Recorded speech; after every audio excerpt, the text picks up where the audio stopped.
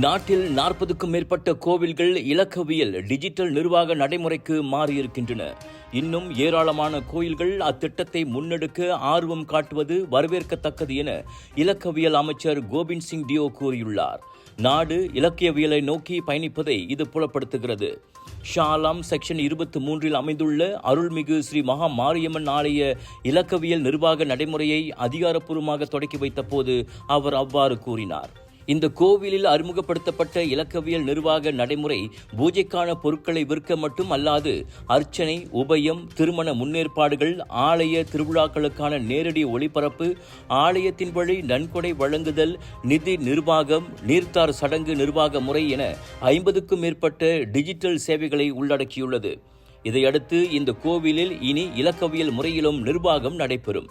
இதன் வழி கோவிலுக்கு வரும் பக்தர்களும் ஒரே இடத்தில் விரைவான தங்களுக்கான சேவைகளை குறித்த நேரத்தில் விரைவாக பெற்றுக்கொள்ளலாம்.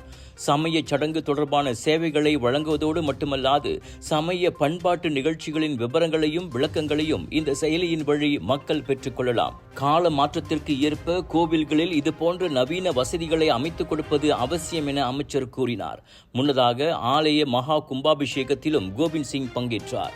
ஸ்லாங்கூர் ஆட்சிக்குழு உறுப்பினர் வி பாப்பாராயுடு, கொத்தாக்குமுனின் சட்டமன்ற உறுப்பினர் பிரகாஷ், வட்டார தலைவர்கள், பொதுமக்கள் என திரளானோர் இதில் கலந்து கொண்டனர்.